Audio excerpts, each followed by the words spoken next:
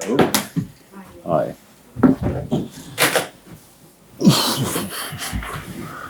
Hi, Cassie, okay? Yes, I want to water that. Thank you.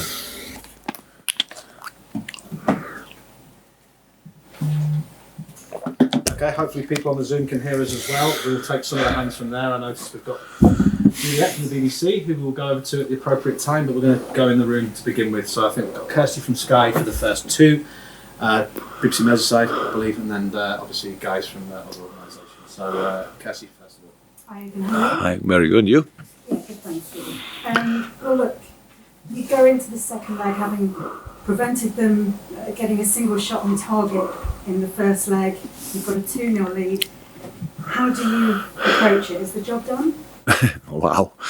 When I was younger, I would have been really angry now, only because of the question. So no, of course not. We know that it's half time. In the best possible way, you ignore the result from the first game. If that would be a cup game with only one game and it would be decided and we have to go to Villarreal, we would try to win there. That's what we want to try there, knowing that there we go with all they have. That's absolutely clear. It was clear after the game directly with all the things Unai said after the game, the way they set up for the game in La Liga. 8 players, I think they changed in the beginning, and the 2 who started again went off after 45. So it'd be a tough one, but it's fine, really completely fine, because it's Champions League semi-final should be tough, and that's absolutely okay. We never expected it to be easy. This will not be easy, but we played a good game at home, and we will better play a good game there as well. In the context of your season, just how important is this game? Not only, of course, to make the final, but it's keeping that momentum going with so much still to play for. Whatever would be around, good or bad, Champions League semi-final is the most important game you can play. Let me say the second most important game you can play. Maybe the final is more important, but for this moment, it's the most important game you can play, and that's why. Whatever would have happened in the last few weeks, in the next few weeks, that's not important. It's for this moment, it's clear. You never know if you will reach a semi-final again, if you ever have a chance again to go to the final. You never know. We have an exceptional team here, and nothing is for granted. You need luck in moments, all these kind of things. So you better treat it carefully and be ready. But we will be ready. We really wanted to be where we are. And we want to go to the final. But if Villarreal is better than us and beats us with a result which qualifies them for the final, then congratulations, and that's it. But between now and then are 95 or whoever knows how many minutes to play. And yeah, I'm looking forward to it. Thank you. We'll go to the Zoom. We'll go to Juliet Farrington from the BBC, then to BBC Merseyside. Juliet. Jurgen, you said last week about maturity and how that was key to your victory against Villarreal at Anfield. So how important a role will that play tomorrow night here in Villarreal? Yeah, maturity, experience, very important. But again, it's not the only decisive thing. That's all cool. You can be old and know everything about football, but you still can't play. But you can't play it anymore, so that would not be helpful. No. Everything what we are is required tomorrow night. That's it. We have to be ready to play a top game, because they will go for us. They will high press. They will try to play much more football than we allowed them in the first game. I'm pretty sure, because of changing 8 players and then 2 played 45 minutes. I'm pretty sure they had yesterday a normal session. So Unai will for sure try to adapt a few things to our style in this short spell. So it will be really interesting, definitely. And how is that? Maturity is important, but not the only thing. Thank you. Thanks, Juliet. Welcome. BBC Merseyside, and I'll take a little hands in the room before we go back to the Zoom. Hi. You've won every away game in the Champions League so far this season, given some of the opposition that you're up against as well. Just how impressed are you with that statistic? Ask me after the season. At the moment, I don't think about it really. So it's just it probably was needed. Yeah, we were stable. in the games, but not because it was away or whatever. It's just we found in each game a way, and we have to find in this game a way to get the result we need to go through, and that's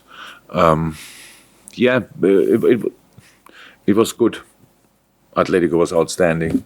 Porto really good.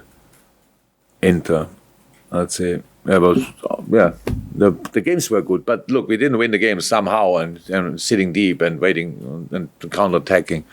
I think we tried to play like ourselves always, and that's what we have to try again. We cannot. We will have to suffer, and we have to be ready to suffer, and we will have to sit back in moments, definitely, but not as a general approach. So let's see. I just want to ask you about Naby Keita as well. At times during his Liverpool career, it's been a little bit stop-start for him with injuries, but he's had on a really good run of being available, and his performance has been really good as well. Just how good an option is Naby? So long may that continue, because that's crucial. Eh? That's key to everything. If you have the talent and the skills of Naby Keita and you're not fit, then nobody sees it. That's how it is. If you then come back and not in the best possible shape, all these kind of things, that's normal physically. So the player was never in doubt, not for a second, because it's outstanding. But no, it's good that he is now available. Yes, it's a good option, a very good option to have. And played the weekend, obviously a really good game. So we'll see how long we will use him tomorrow. But no, very good option. Okay, we're going to stay in the room for the next two, which is Chris and Paul, and then we're going to go to two of our colleagues from Spain, by the looks of it, which is Victor and Adria, which we're going to have to get the translation working, so bear with us for that, but we'll come to you guys in a second. First of all, Chris, then Paul. How much is the experience of 2019 helping you at this moment? Because it's where you were chasing down Manchester City in the league and also going for glory in Europe. Being through that, is that helping any way? In general, it's not the only year. Okay, with going to the Champions League final, and winning it.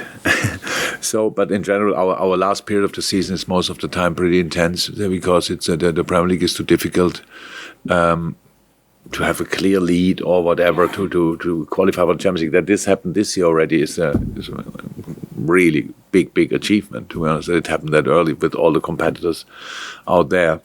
It helps that we know that we are for us historically, physically in the best possible shape. If we don't have to push the boys through this, what we had to do as well at 2018, we arrived in the final on pretty much three wheels. So because I think players came back from injury and stuff like this late before the final, and these kind of things was really tricky. So that's different. We have to make sure that we can make changes here and there, and keep them all in rhythm and fit, and then obviously win the football games, because that's all about what we learned in that time. You cannot win 10 games. You can win one game and then maybe the next one as well, but only if you are 100% focused for the first one. And that's now the first one for us now of the last whatever number of games is Villarreal. Okay, Paul?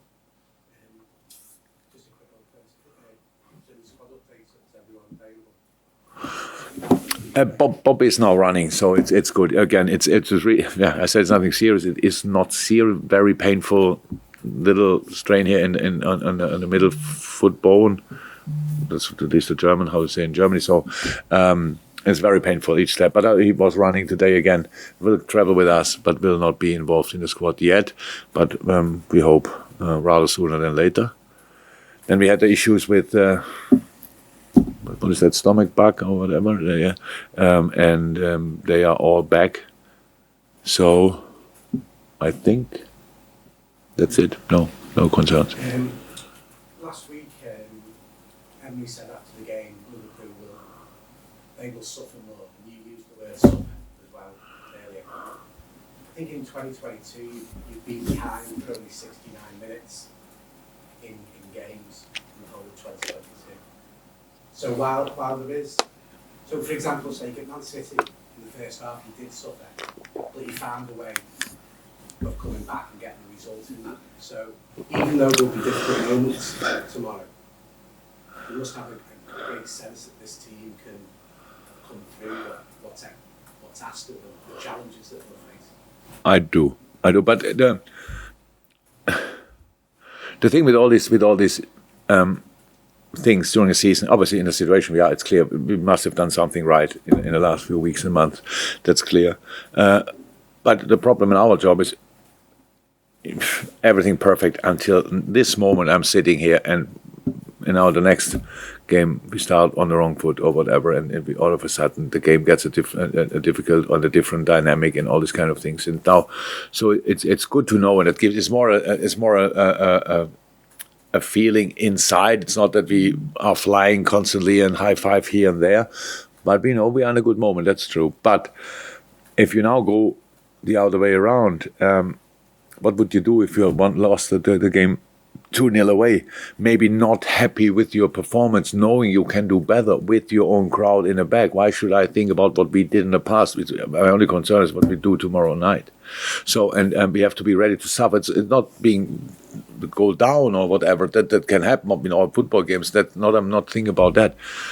Giving the game the right direction. So let's think they have the first shot on target or whatever, or and these kind of things. Crowd goes up. Each challenge, crowd is there. That's how it is. So that's how it is. But I actually, a good example was Newcastle now, because the crowd was obviously very passionate as well, but we didn't let it happen, which was the biggest quality of this game. It was now not a show of football brilliance or whatever. We had our moments. We of course could have scored more goals. But how clear cut we just the performance was, that was incredible, and that's what we have to be. Yes, emotional. Yes, being there, really ready to play the best game ever. But knowing it will not just happen in all moments. We want to press here and there, but the outplay still can happen. So then suffering doesn't mean you suffer for long. It means you suffer and react, and that's what we have to do. Okay, guys, we're going to try and go to the Zoom. It doesn't always work, so we'll go to Victor first of all. Victor, if you'd like to ask Mr. Klopp, and hopefully the translation will work. We'll give this a go. Sí, has jugado 7 partidos de eliminatoria en España. Ninguno lo has ganado, únicamente un empate contra el Málaga, que quizás era el rival más flojo. ¿Te preocupa este dato para mañana?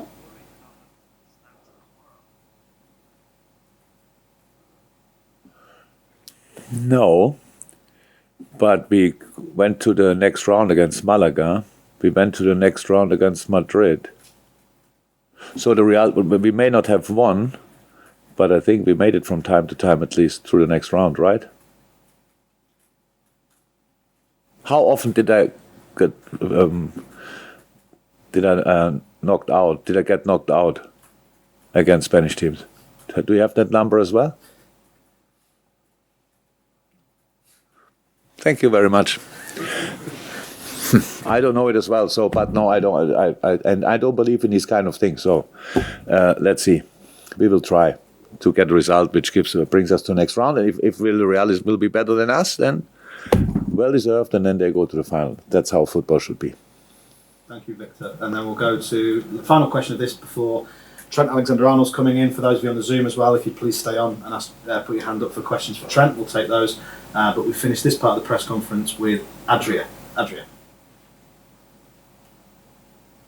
Oh, you seem to... Oh, yes. Fire away. ¿Sí? Yes, sir.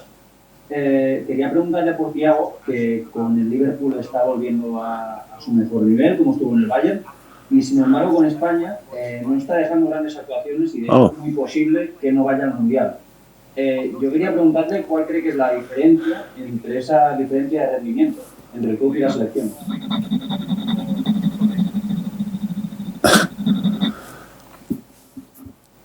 Maybe it's a matter of translation. I don't want to blame anybody, but they can take it off, right? So,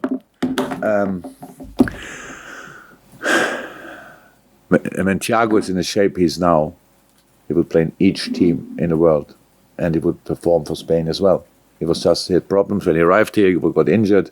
Spain has obviously a lot of options in midfield because it's an incredible, talented football team. But in the shape he's in the moment, he would play for each national team, and not only play for it, he would be the probably the outstanding performer. So that's how it is. How each person in the world, Thiago as well, needs to be fit, needs to gain rhythm, needs to gain all the physical aspects, and then he can show his best football. And his best football, as I would say, has nothing to do with playing for Spain or Liverpool or Bayern or whatever. It's just when he's in the right place physically, then he would show everybody how good he is.